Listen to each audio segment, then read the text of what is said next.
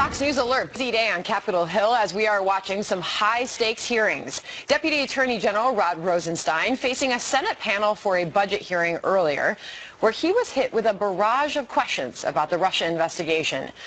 Rosenstein assuring lawmakers Special Counsel Robert Mueller will be allowed to do his job, and says President Trump has not talked with him about the probe. More on all of this ahead. Another Fox News Alert also on the hot seat will be Rosenstein's boss, Attorney General Jeff Sessions, who is set to testify this afternoon in front of the Senate Intelligence Committee. Sessions, too, expected to be grilled over his role in James Comey's firing and about his undeclared meetings with Russian officials. All this as the White House won't rule out Sessions citing executive privilege when it comes to certain questions. Buckle up, everybody. This is Outnumbered. I'm Sandra Smith. Here today, host of Kennedy on Fox Business, Kennedy. Also from FBN, co-host of After the Bell, Melissa Francis. Fox News legal analyst and host of Justice with Judge Jeanine. Judge Jeanine Pirro is here. And today's hashtag one lucky guy, Fox News contributor and nationally syndicated radio talk show host, sitting right next to Judge Jeanine, Richard Fowler, and he is outnumbered. I don't know what I meant by that. Yeah, what did you mean by that? You never know. Yeah, well, we'll see by the end of it, right? All right. So much going on. Let's begin. Attorney General Jeff Sessions will be the highest-ranking government official to testify in the Russia probe so far when he appears before the Senate Intelligence Committee at 2:30 p.m. Eastern. His testimony coming after fired FBI Director James Comey dropped hints during his testimony last week that there may be more to Sessions' recusal from the Russia probe.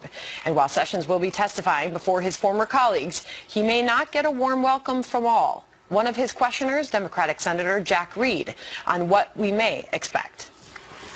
So I think important to establish why he was involved in the dismissal of Director Comey, since he had recused himself from apparently all matters related to the Russian investigation, and the president himself has indicated that he indeed based his dismissal of Comey on the Russian investigation. So the Attorney General's involvement is highly questionable, to be blunt, and I think those questions will be raised. Meantime, as we await the Sessions hearing, special attention will be paid on whether he does indeed cite executive privilege, especially when it comes to private conversations the Attorney General has had with the President. Chief Intelligence Correspondent Catherine Harris joins us live from Capitol Hill with the latest. Catherine. Thank you, Sandra. Based on the testimony this morning from the Deputy Attorney General and the line of questioning from Democrats, we got a pretty good idea where they'll be heading this afternoon. I do have questions for the Attorney General. I want to know why he has provided false testimony to me and to Senator Franken. I want to know why, if he was recused from the Russian investigation, he played any role in the dismissal of FBI Director Comey. The fired FBI Director James Comey testified last week that by mid-February, when he talked with President Trump about former National Security Advisor Mike Flynn, he already had a sense, based on either evidence or intelligence, that his boss, the Attorney General, would recuse himself from the Russia case. Here's that exchange. When it comes from the President, I took it as a direction to get rid of this investigation because we're not going to follow that request. And so we decided we got to keep it away from our troops. But is there anybody else we ought to tell at the Justice Department? And as I laid out in my statement, we considered whether to tell the Attorney General, decided that didn't make sense because we believed, rightly, that he was shortly going to recuse.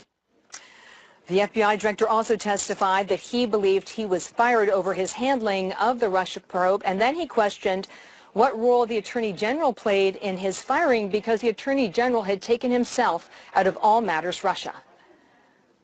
I think it's a reasonable question. If, as the President said, I was fired because of the Russia investigation, why was the Attorney General involved in that chain? I don't know. And so I don't have an answer for the question. Supporters of the Attorney General point to the fact that he will be testifying in an open session this afternoon. It will be his chance to set the record straight based on the fired FBI director's testimony, Sandra. Catherine Herridge, thank you. You're welcome. All right, Richard Fowler's on the couch with us. See, he's cracking up because I kind of set you two up. But Judge, obviously, we want to get your take on executive privilege. Sean Spicer not ruling out that Jeff Sessions might just not answer some questions and cite executive privilege. But Richard, to you first on what your expectations are this afternoon. So Judge Napolitano earlier on the channel talked about the fact that Jeff Sessions is not sort of here as the AG. He's here as a witness in this Russia investigation. And I think that's where the line of question from Democrats are going to go. Were you involved? Donald Trump has said in the Lester Holt interview that he indeed fired James Comey because of Russia, and Russia was part of it. So were you involved in that firing, and how involved were you? I think that's going to be the line of questioning coming from Democrats. Judge? I don't think that Jeff Sessions is testifying just to talk about Russia, just like Rod Rosenstein wasn't there just to talk about the budget. I mean, anything is really subject to questioning. Agreed. All right, you know where the Democrats are going. The Democrats are going to try to make this man look like a liar. Here's the problem. He is experienced in Congress, in testimony as a prosecutor. This is a guy who understands the ways of congressional hearings, and he is a very ethical guy who took himself out of this whole Russia thing when honestly I don't think he had to. If you look at Eric Holder, did he take himself out of anything? No. But Sessions is such an ethical, honest guy that he made the decision, you know what, let me get out of this so that no one can be concerned. I was working with the president to get elected, and someone might see the appearance of impropriety. But talk to the legality first of that. Can he invoke executive privilege? Absolutely. Absolutely. Jeff Sessions can invoke executive privilege for a number of reasons. If national security is an issue, or if there are public discussions with the president that shouldn't be subject to the public domain, or if the information is classified, this is totally legitimate. Now, then, however, there may be litigation if someone, questioning says, you know what, I don't really buy that. I want the answer to this, well, and I could see that happen. Well, I guess the issue is having seen Lois Lerner make her grand statements when she was testifying on the Hill and then invoke the Fifth. Mm-hmm. I think that's what the public and certainly some of these lawmakers and these senators who know Jeff Sessions best, that's what people don't want to see. I don't appreciate it when someone cherry picks and decides when they want to dive into the bunker of salvation to save themselves from some intense grilling. However, I'm not a huge Jeff Sessions fan. I've got a number of reasons why I question his ability to be the Attorney General in this country, but they don't necessarily have to do with this case. I want him to answer some of the questions about what the president has said publicly. Well, you may want him to answer questions, but here's the truth. About what the president said publicly. There are legal guidelines. It's not about what we want to hear. It's like Jim Comey saying, well, I really can't talk about this, or I really can't talk about that. I'm glad you want to hear it. You don't want him jumping into a bunker, but this is a man who understands the law. He understands his role as Attorney General, and he understands how far he can go or shouldn't go. Let's go back to the original question, though, and the premise when Leahy's saying he doesn't think he should be involved because he recused himself over Russia and Comey was fired over Russia. I mean, can we start a list of the reasons why Comey deserved to be fired? Everybody had been calling for his firing for so long. I mean, he's the chatty, Cathyest FBI director of all time. I mean, he equally offended parties on all sides. His most recent testimony, he talked about doing things that were wildly questionable at the very least. So to say that it's over Russia. To your point, very, very quickly, and this speaks to exactly what you're saying. What if the president didn't share that he was firing James Comey over Russia? What if he really went to Rod Rosenstein and said, okay, why don't you put out a complete graphic of why James Comey needs to be relieved of That would take duty. a long time. Well, but maybe, you know, what Rod Rosenstein did was he wrote a pretty thorough memo, gave it to the president, and the president said this was enough. But what if he had internally decided about Russia and didn't share that until he spoke with Lester Holt about it? Is that cause for recusal if Jeff Sessions wasn't privy I think that's why Democrats are asking the question But today. it doesn't matter. But I agree with you, Judge. I do believe that Jeff Sessions has the ability to invoke executive privilege, right? I'm not a lawyer, but most legal scholars tend to agree with that. My problem is a PR problem, and I think where I agree with Kennedy is that the moment he starts invoking executive privilege, people go, something in this buttermilk doesn't smell obviously right. in your opinion. Okay, so Judge, set this up for us.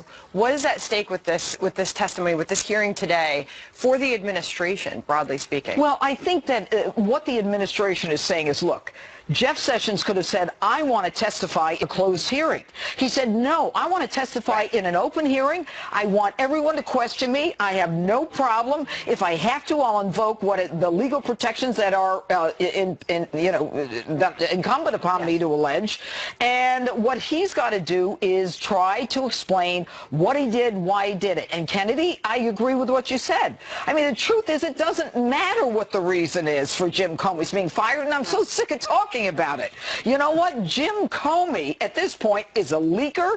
As far as I'm concerned, he did nothing when there were all kinds of problems with the Obama administration. He's an operative, and right now I have a real problem with Mueller, but I'm sure that's coming. Okay, now what about he compromised himself as well? Yes, I mean, Comey went out there, he said he felt sick about the idea that he had to, use different language when he was talking about the Clinton investigation because he knew it was incorrect and it was not right, and then he went and did it anyway? Right. Mildly nauseous and queasy. Okay, very, very quickly.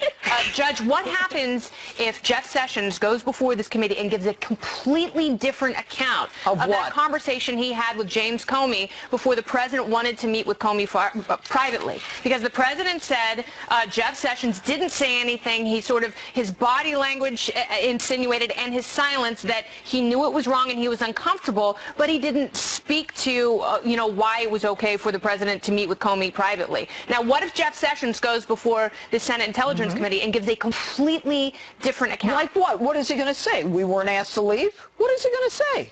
He can say, well, no, I told him that he's going to go in there and get the come on. business You know what? That's such a hypothetical. Here's the bottom line. Well, it's not. What if they we'll see if where do you that go happens. from there? Where you go from there is you continue to ask and you continue to dig. And that's why Sessions had said, put me out there, put me in, coach. I'm ready to answer. We'll see. Yeah, that's the read you're getting on it. All right, it's going to be a huge day. We are going to be waiting for that testimony from Jeff Sessions. Of course, we will bring that to you, that hearing before the Senate Intelligence Committee, live right here on the Fox News channel. Our special coverage, helmed by Bill Hemmer and Shannon Bream. It all begins at 2 p.m. Eastern Time today, so keep it right here on Fox News channel. That all coming down in just a couple hours from now. All right, meantime, we have more of the testimony from the DOJ's number 2, Rod Rosenstein. What he is saying about the independence of the special counsel, Robert Mueller. Plus, speaking of Mueller, the new questions about his legal team's impartiality. The sizable political donations some of his new hires have made to Democrats. How big a problem this could be, and the furious reaction. We will debate that next. And after the show, you can join our live chat by clicking the Overtime tab at foxnews.com/outnumbered or go to facebook.com/outnumberedfnc. The conversation continues there. Send your questions now. We will read them. And, of course, you can also tweet us now during the show. We'll see you after as well. I would like to take a moment to... That's who we are. Spectrum, redefining what a cable company can be. All right, it's a big day. We're awaiting Attorney General Jeff Sessions' hearing on Capitol Hill, where he is expected to face tough questions over contacts with Russian officials and the firing of FBI Director James Comey. But before that, his second-in-command, Deputy Attorney General Rod Rosenstein, testifying before the Senate Appropriations Committee earlier today. And he'll also be meeting with House lawmakers. The hearing's supposed to focus on the Justice Department's budget, but Rosenstein being grilled about the Russia investigation. He assured lawmakers that special counsel Robert Mueller is being given full independence. Watch. You have my assurance that we're going to faithfully follow that regulation, and Director Mueller is going to have a full degree of independence that he needs to conduct that investigation appropriately. Rosenstein also being asked about reports that President Trump hasn't ruled out firing Mueller. Here's his exchange with Senator Susan Collins. If President Trump ordered you to fire the special counsel, what would you do? Well, Senator, I'm not going to follow any orders unless I believe those are lawful and appropriate orders. Under the regulation, Special Counsel Mueller may be fired only for good cause, and I am required to put that cause in writing. He also testified that he had no discussions with the president about the special counsel at any point. Kennedy, you were having a strong reaction during that exchange. What was that? To that exchange, I was actually just wait, no. You know what, here's what it is. I'm just curious to see what the balance will be between, I'm watching Rod Rosenstein's testimony because I'm very curious about the budget at the Department of Justice. You know, that's the thing as a fiscal conservative that I just want to make sure that they really put the screws to those guys and make sure that they're pinching every penny and counting every dollar. Having said that, I think, a little bit of drama sprinkled in. It's like being an astrophysics PhD and every once in a while watching the Kardashians. There's that. Also, I think the way that he handled that question was excellent because all these hypotheticals thrown at you in these hearings, why in the world, as a witness, would you take on a hypothetical? How stupid do you have to be, right? Right. Why would I answer a hypothetical? Exactly. And when he said that, I said, this guy's an experienced prosecutor. He knows how to answer questions. Right. And, all of this craziness, what if? We've been waiting for the connection between the Russians and the president for the last, 10 months? And still, nothing. We're still, what if? Well, let's focus on something real. Yeah. Yeah, what do you expect from this, Richard? From Sessions? Yeah, well, that exchange painted the picture of what we're looking at today in this no, I think that there's no question this paints a picture of what we're looking at. There's going to be this debate about whether or not the White House engaged in some sort of impropriety around the firing of James Comey. Is there an obstruction of justice? Are you glad he was fired? Here's the thing. I think the timing on it was bad, right? So if it were me and I were the President of the United States, I would have fired him my first day in office. I said, listen, I don't think you're good for the job. You got to go. I think the timing of this is why we're still talking about it, because the White House has created a lot of self-inflicted wounds. From a PR perspective, if I was the President of the United States, no matter what question I'm going to get about Comey or Russia, my answer is going to be like, well, there's an active investigation. I want to talk about it. But let's talk about my health care plan and what we're going to do to save the country. I agree He has no pivot. He has no ability to pivot. When you go out to any other part of the country and you talk to actual people, and I'm sure so many of our viewers, they're talking about health care and tax cuts and tax reform. Number one, more than any of the rest of this. And while this is all interesting, we don't want, anything nefarious going on in the government. At the same time, these people need to get to work. But that's the point. When you see these town halls, especially when Republican House members go to these town halls, there's no one there screaming about Russia. No. They're all screaming about health care. Right. And you know what happened yesterday with the rollout of that apprentice program? The whole idea of saying, look, not everybody needs a college education. Not everyone needs to be in debt for the rest of their lives. Let's train people so that they can fulfill the jobs that are out there. No, because that's obviously I agree with the judge. I actually agree with the judge. I think I'm a big fan of apprenticeships as part of a career technical education. Sadly, that message is going to get lost today because Jeff Sessions is testifying. But so then, after today, Judge, does this allow the president to move on with his agenda, having Jeff Sessions sit down and testify? Let me tell you what's going to happen. Not that I know and not that I'm hypothesizing, but Jeff Sessions is going to come out and be Jeff Sessions. He's a straight shooter. He's smart. He knows the ways of Washington, okay? But the Democrats are going to say he lied. The Republicans are going to say let's move on. And the country's in a mess because the Democrats at this point can't work on behalf of the American people. No, they're going to say no. They are going to say can I just say this one point? This is the one point I will make. I say the same argument every time. I think Sanders heard me say it, Kennedy has heard me say it, and I will say it again. We are in the House. We are in such a small majority. We can't do anything. All we could do is get on the floor and complain. We can. Our vote in the Senate. In the Senate, we have 48 votes. Right? If they want to get health care done, Republicans get it done without us. We could sit on our hands. We could disappear. Or you could not get it done. You cannot blame Democrats for the fact that the Freedom Caucus and the Tuesday Group cannot work together. No, you just what I'm saying is that you can predict that they will criticize the Attorney General. But it doesn't matter. But why are we having this hearing? Why are we having this discussion? We're having this hearing.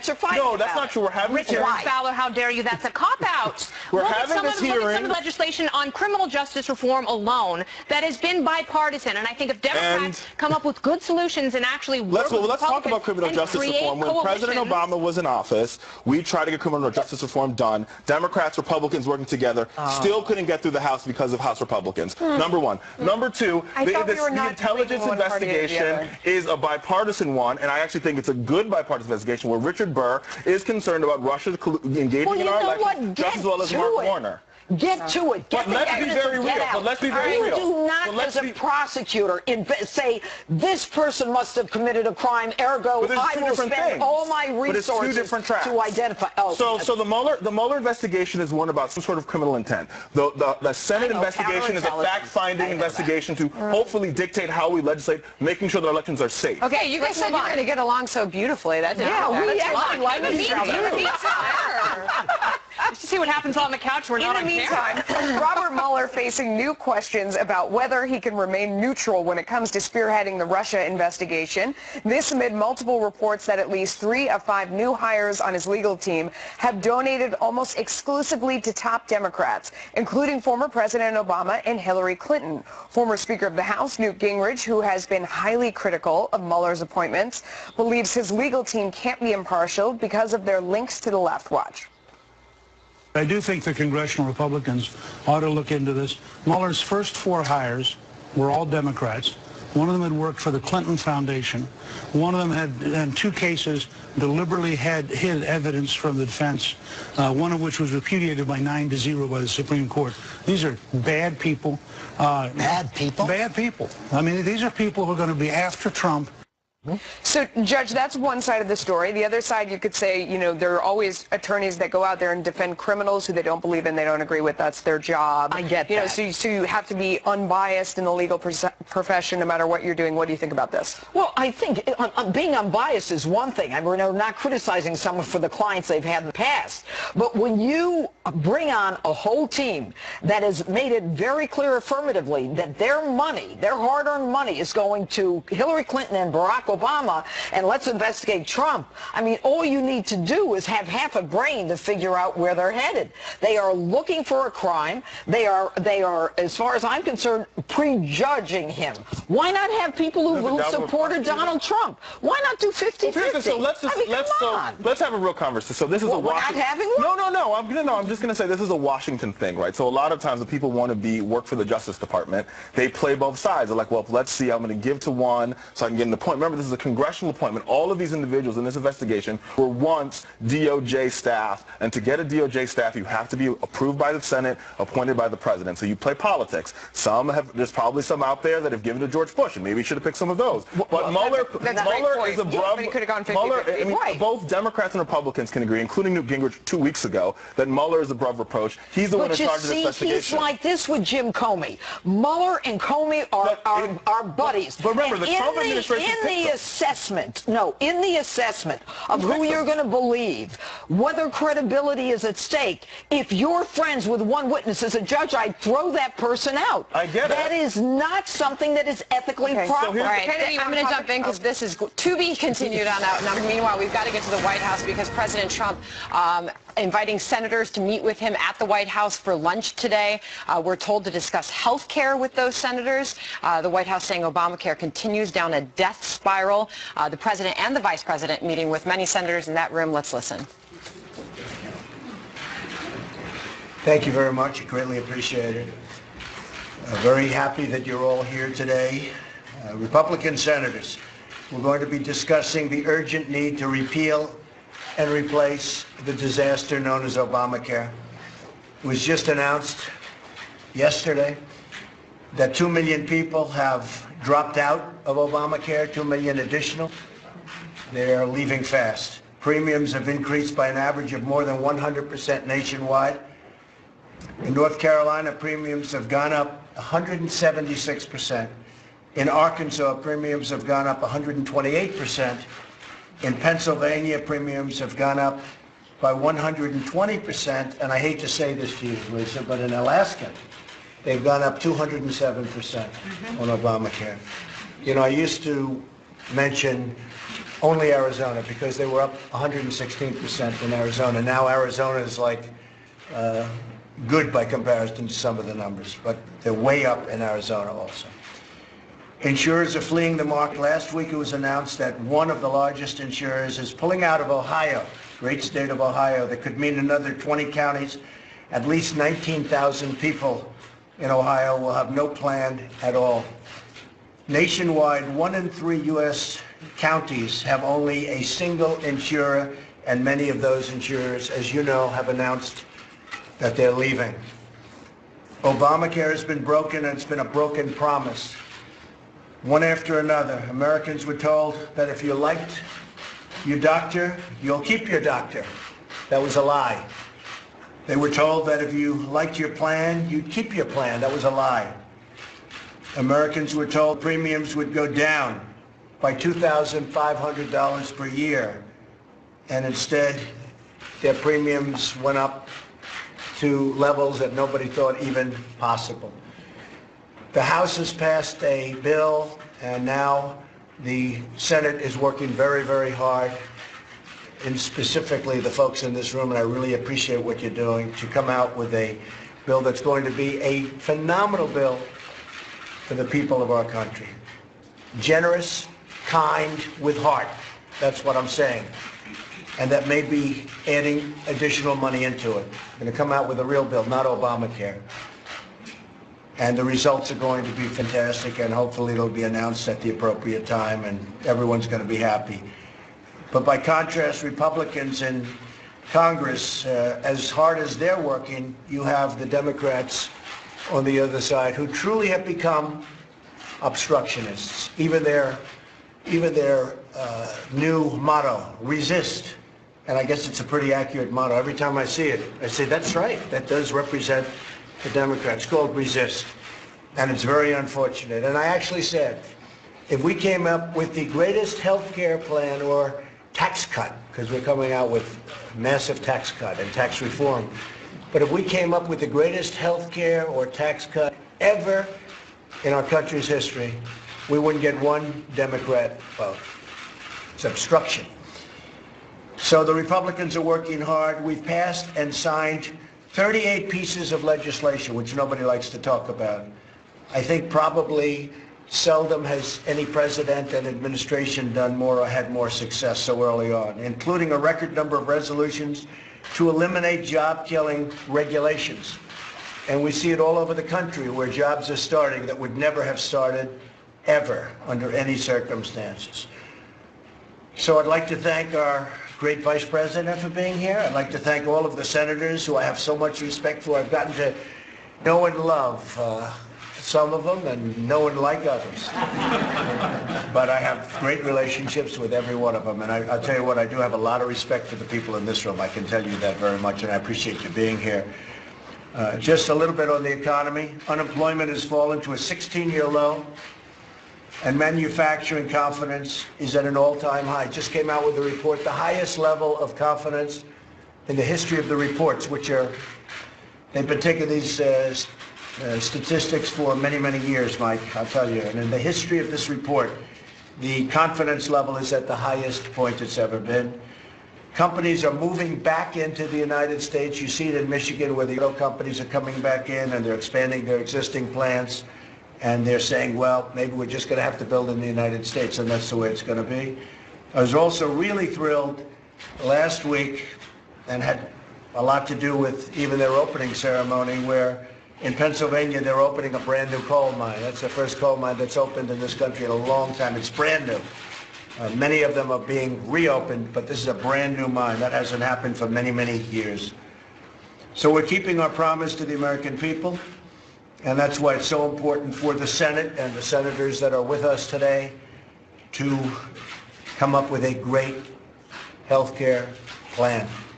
And I really believe they're going to be able to do it. We're very close, and I really believe they're going to be able to do it. So the economy is great. Everything seems to be working really well. And a very big focus for us over the next short period of time are going to be tax cuts, tax reform.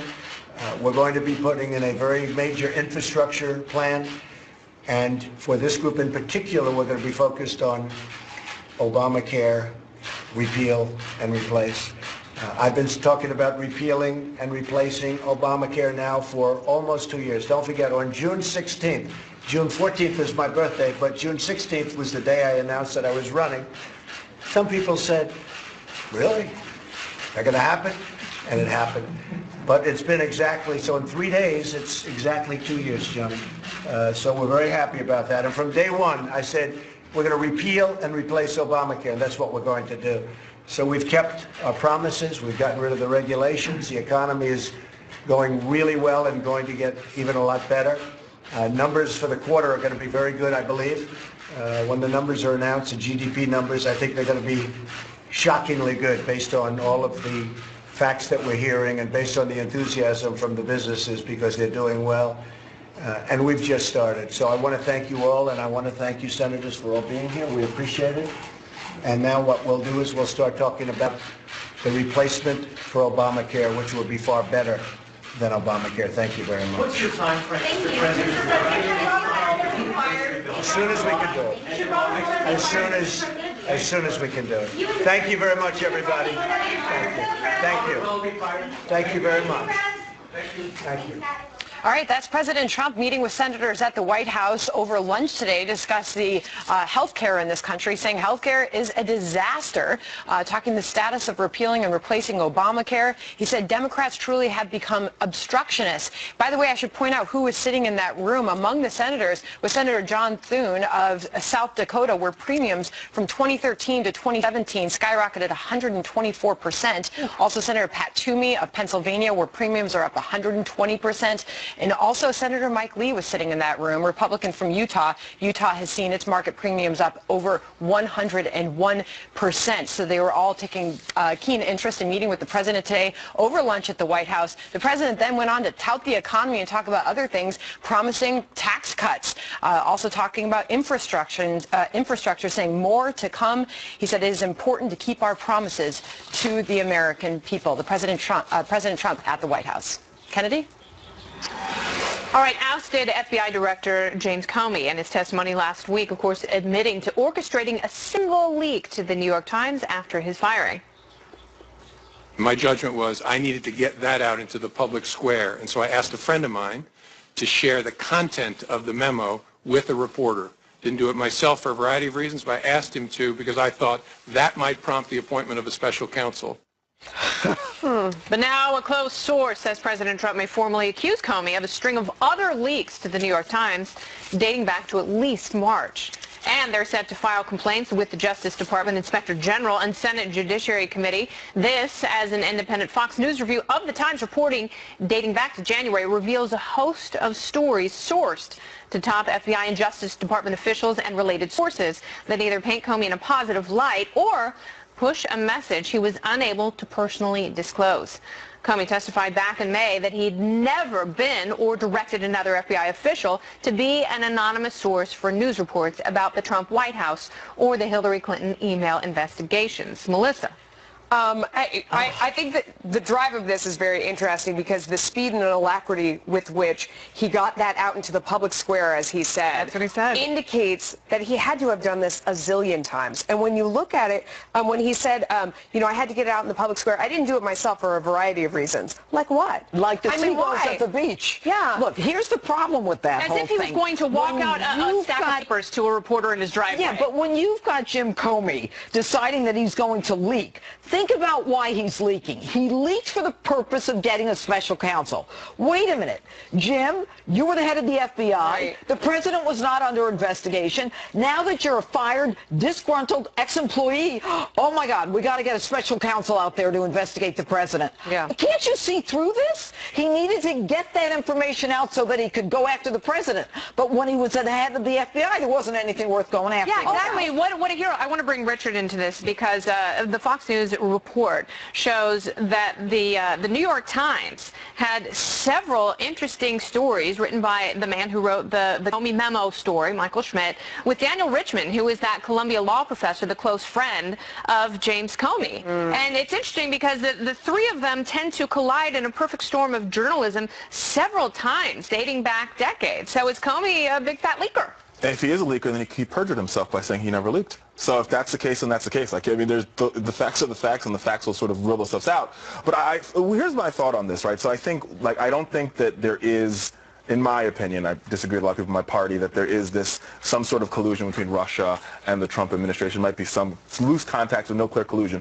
The reason why we're having this conversation, the reason why the special prosecutor is because Donald Trump, whether he likes it or not, could have possibly engaged in either an obstruction of justice or there could have been some perjury. There's something there or his own appointee wouldn't have appointed a special prosecutor. You just pushed Judge Jeanine's button. You really did. There's something there. Look. That's what we're investigating. Yeah, but what do we, you know what? Maybe we'll waste the next 4 years saying there's something there. I can feel it in my bones. I got it in my gut. Mueller has been very clear. James Comey allowed the New York Times story saying that there were conversations between Russian intelligence and the Trump team. He allowed that to sit from February.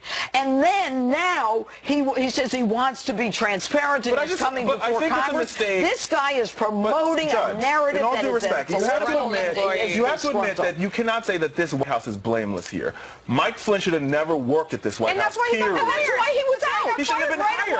Oh, come on. Come on. Didn't Obama give him clearance? Well, let's not even go there. I want to go forward. I don't want to go backwards. Well, the only reason Did he work in the Obama White House? Yeah, he worked in the Obama White House. He was fired. Weird. And clearance is usually a courtesy given to people, to generals. Yeah. Do you have clearance? No, because I'm not a general. Yeah, but here's the thing. Well, what's your clearance, Clarence? This is fine, by the way. I'm having a good time. Court of Appeals dealing another legal blow to President Trump's travel ban. Now the Second Federal Appeals Court to rule against it. So are these decisions putting us in harm's way? We will discuss. That is happening next. It is Outnumbered. I would like to take a moment to address my fellow veterans, because I know there are so many of you who have served your country honorably, whether it's 2 years, 4 years, or 32 years like myself. One of the to home delivery gold IRAs and discover how you can get up to $2,000 in silver free. If you can't hold it, do you really own it?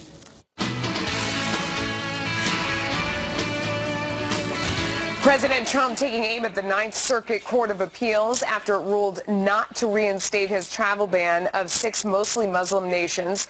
The court citing one of the president's tweets to support its decision.